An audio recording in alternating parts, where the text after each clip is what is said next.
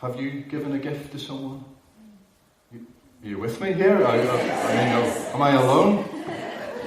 We give gifts, and actually it does something, doesn't it? There's a connectedness because there's something about giving, and that is what I want to talk to us about this morning.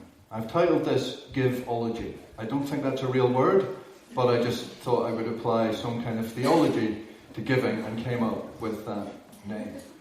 So GIVEOLOgy. And I want to look at a passage where this is the last in our series as we're going through the book of John. Our series is called It's All About Jesus. We're in John chapter 8 this morning. And it says this, verse 2. At dawn, he, that's Jesus, appeared again in the temple courts where all the people gathered around him, and he sat down to teach them. The teachers of the law and the Pharisees brought a woman caught in adultery. They made her stand up before the group and said to Jesus, "Teacher, this woman was caught in the act of adultery. In the law, Moses commanded us to stone such women. Now what do you say?" They were using this question as a trap in order to have a basis for accusing him. But Jesus bent down and started to write on the ground with his finger. When they kept on questioning him, he straightened up and said to them, "Let any one of you who is without sin be the first to throw a stone at her." Again he stooped down and wrote on the ground. At this, those who heard began to go away one at a time, the older ones first, until only Jesus was left, with the woman still standing there. And Jesus straightened up and asked her, "Woman, where are they? Has no one condemned you?" "No one, sir," she said. "Then neither do I condemn you," Jesus declared. "Go now and leave your life of sin." When I was 10 years old, I was with my friend. It was summer holidays, and we were bored. We'd been on holiday for a few weeks. We weren't doing very much. And so the two of us wandered down our local high street with no intention. We didn't know what we were going to do or where we were going. We found ourselves standing outside a hardware shop, and for some reason they had a special offer on 6-foot-long bamboo poles. Don't know what they were for, but we bought one. It was literally pence. And we bought one. We didn't know what we were going to do with it. And we went back towards my friend's house. Somewhere in the afternoon, we decided that planting this bamboo hole in the grass and pulling it backwards made it into quite a good catapult. We then found a tree with some rotting apples on it and decided that we could fire the apples with our new catapult. Now, what we didn't realise was the catapult was more effective than we had realised. And what was happening, the apples were hitting the windows on a block of flats.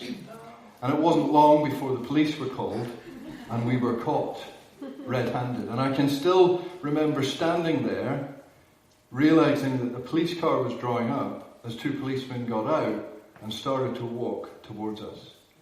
And my initial thought was, let's run. Which would have been pretty stupid. And there we were, caught. And as only a 10-year-old mind could, I just raced to all sorts of places. Oh no, I'll go to prison. I'll never see my family again. And all of these thoughts. And I was a quivering wreck as these policemen approached us and basically told us not to be so stupid and get rid of the bamboo pole, which they took off us. We didn't even get a refund. Caught. Guilty. There I was. And here's a story about a woman who's been caught, who's guilty.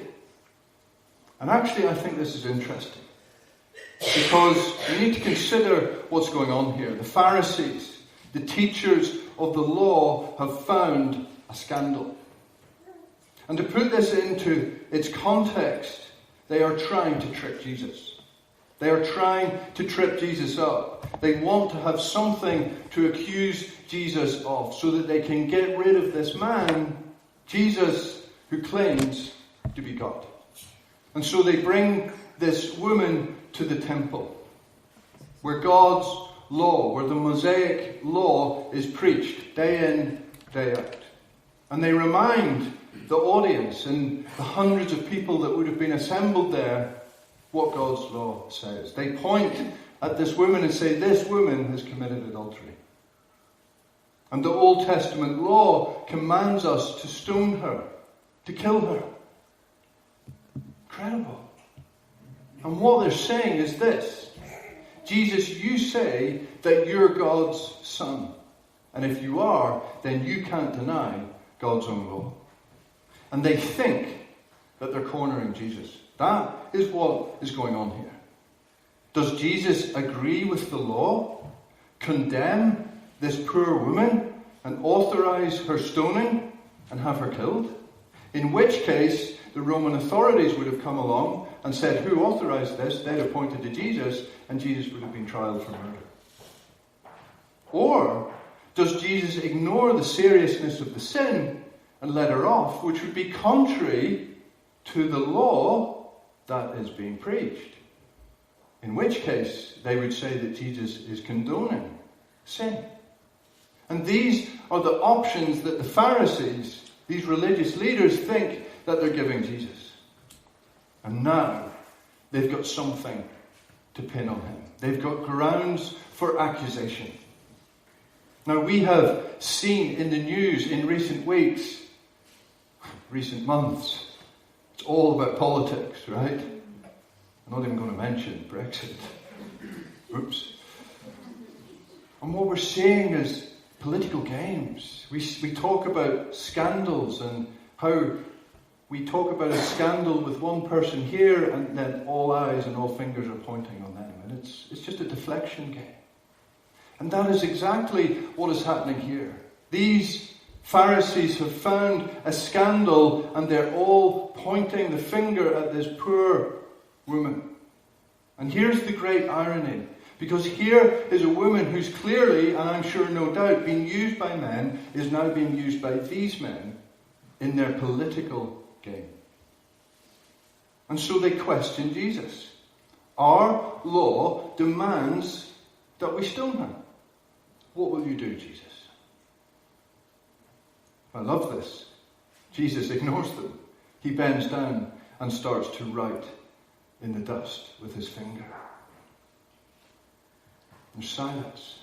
You can feel the tension in the story. What's he going to say? How's this going to roll out? And they demand an answer. And Jesus says this: if any one of you is without sin, okay, you go first. You throw the stone at this woman. And here we see the absolute genius of Jesus. And now it's their turn to be silent as the gravity of what Jesus has just said sinks in. He hasn't offered either of their intended options. He turns a political quibble into a moral one. He does indeed acknowledge God's law, but what he does is apply it to the heart. And these guys are pointing the finger at this woman, and Jesus turns it around and says, what about you? If you're without sin, then you go first. If you have done nothing wrong, if there's no sin in your life, okay, then go ahead. Throw a stone. And what Jesus does is leave it to their conscience. He speaks right into their hearts. And each one of them knows only too well that in their own lives they have not measured up to God's holy law. The law that they preach, and the law that they teach, and the law that they listen to day after day in the temple. And that's the purpose of the Old Testament law in our Bibles. It reveals that actually we can't do it. We can't meet God's holy standards. But Jesus can. And Jesus is here, speaking into their hearts. And so with the oldest one first, it says, one by one, they disperse. Until there's no one left. Just this girl and Jesus. And it tells us that Jesus is still writing in the dust with his finger. What he's writing, we don't know. It doesn't tell us. But I wonder, could this be a parallel with the finger of God writing the commandments? That here is the finger of God writing in the dust of the earth. Again, only this time it's a new law. This time it's about grace. This time it's about our hearts. I wonder. And so here's Jesus and this lonely, lost, broken, hurting, judged girl who's already been humiliated in front of all these people. And the great paradox, this girl who's been looking for love, who's been alone with men, is now alone with this man, the God-man, the one who is love. I love that. Jesus, where are they? Has no one condemned you? Then neither do I. You see, Jesus didn't come to condemn us. He came to save us. I don't know all of you here this morning, but I ask you this. Have you received his gift? His grace? His gift of new life? Because you can. Because that's what Jesus came to do. And you know, this story is our story. And you might be saying, well, hang on a minute. I haven't been caught in a sin like this. Here's the thing. We're all caught in sin. We're all guilty. Not one of us is good enough to measure up to the holy standards of God's law. I'm broken. You're broken. We're all broken. And Jesus says, go and leave your life of sin. This is our story because Jesus has reached out to each and every one of us and given his hand, so to speak, and lifted us up out of the dust and the dirt. Just like he does here with this guy. And he says, leave. You don't have to live in the past. Leave this life behind. And it's a call to repentance. And you know, that's his call to us. And if we're here today and we're grappling with things in our life, then I encourage you, leave the old stuff behind. Here is a call like no other. And Jesus says, I don't condemn you. I don't ignore your sin. I deal with it because my love conquers it. And we're healed from our past, and now we're free. That is the good news of Jesus. And that is exactly what has happened to this girl. All her distorted ideas about how she can be loved are now put right. And what I want us to see here is Jesus' heart for this broken, lonely, defenseless girl. He fights for her. And guys, where I'm pointing this to is simply this. We need to go and do likewise. This needs to be our response to each other. This needs to be our response to everyone.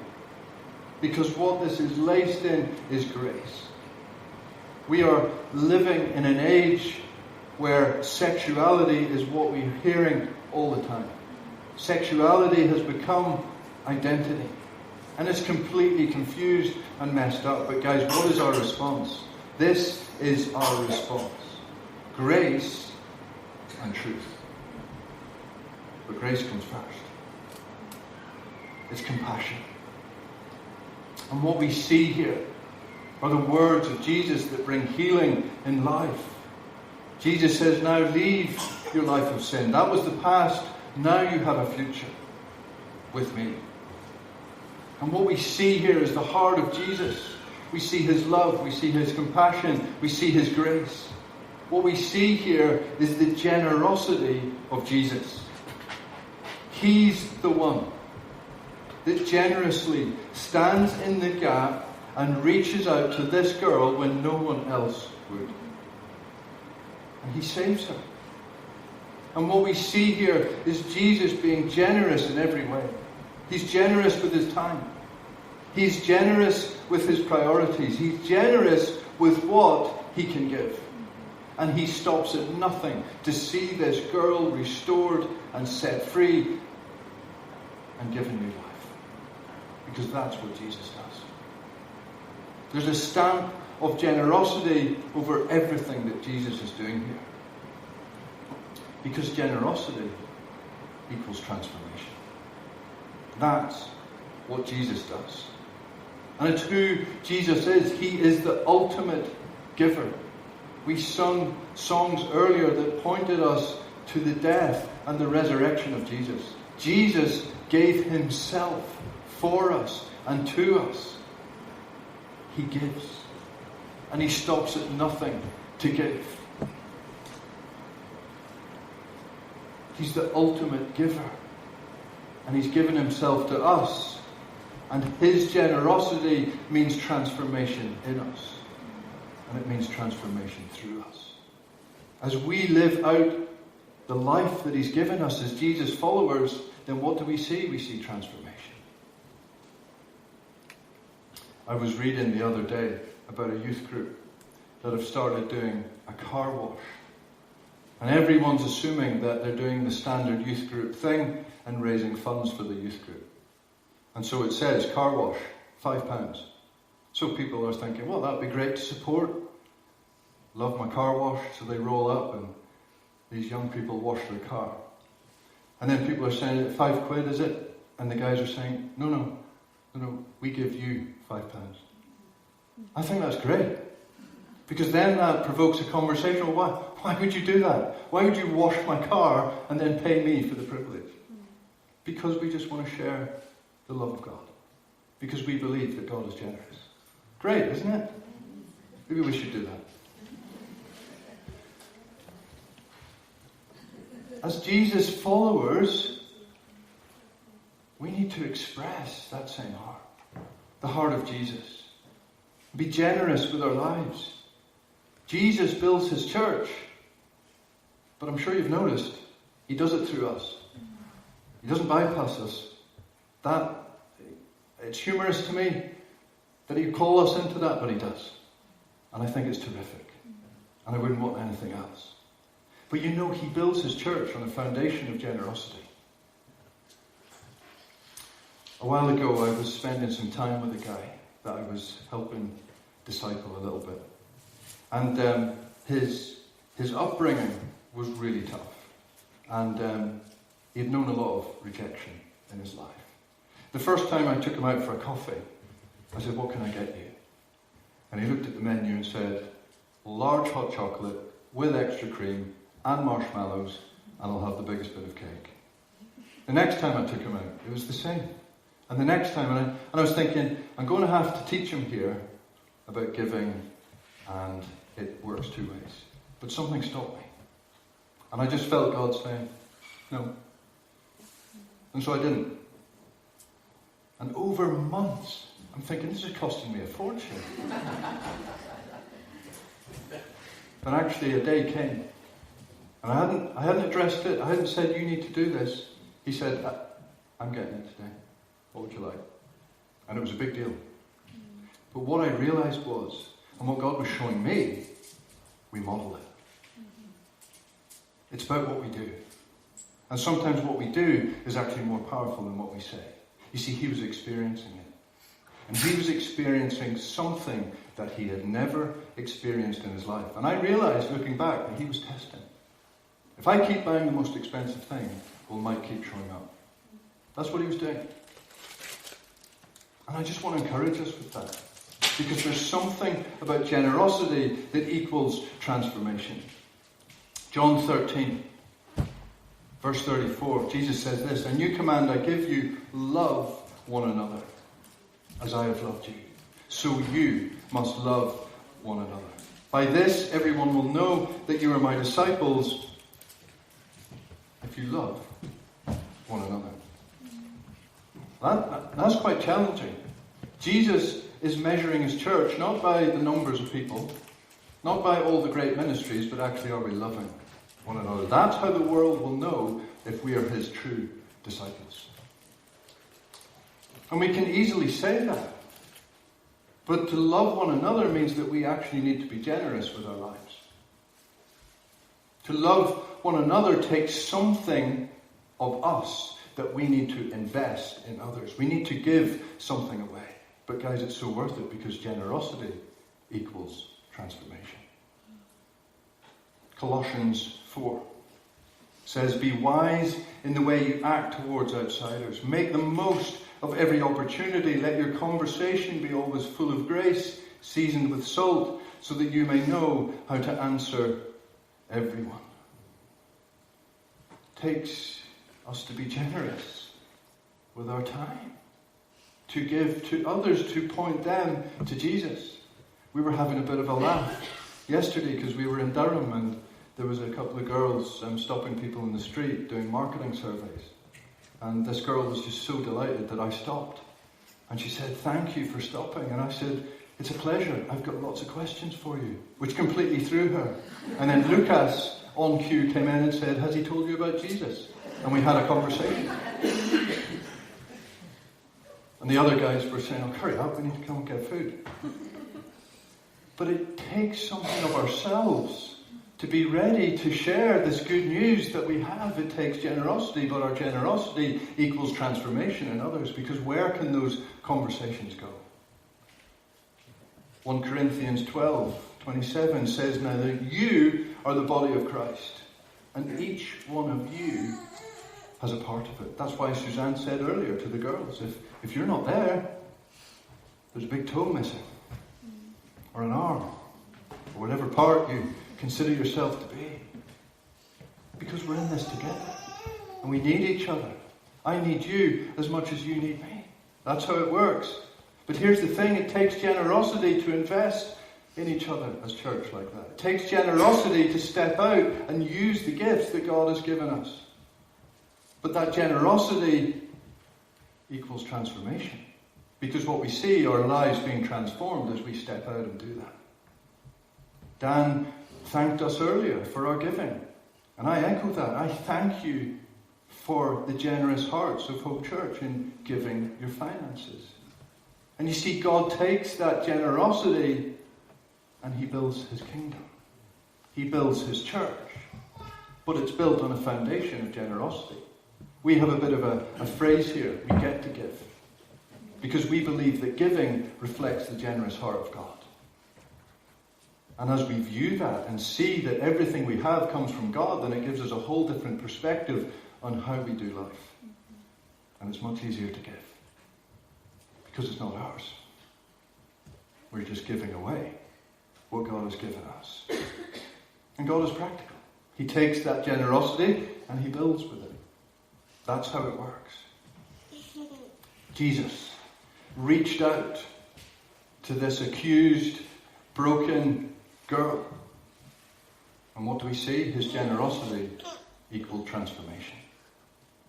Our generosity reveals the heart of Jesus in all that we do. God takes that stamp of generosity and the love of Jesus is flowing.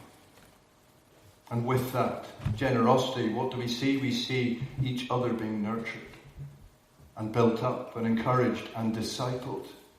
What do we see? We see others reached with the good news of Jesus. We see lives being transformed. Us being generous with our time, being generous with our compassion, being generous with ourselves, being generous with our finance. Others are equipped. Others are released. Others walk with Jesus. Because generosity equals transformation. And so I want us to think about this as I finish. As we are generous in all of these different ways with our lives, as we are generous to the people around us, could it be that we are pointing them to the Jesus of this story? Could it be that we are pointing them to this Jesus who steps in and transforms lives? To those who are part of this church, to those who are not yet part of this church, our generosity brings transformation. So my question to you as we finish, is God nudging us? Is there an area of our life that he's saying, I'd like you to be a bit more generous with that? I leave that between you and God.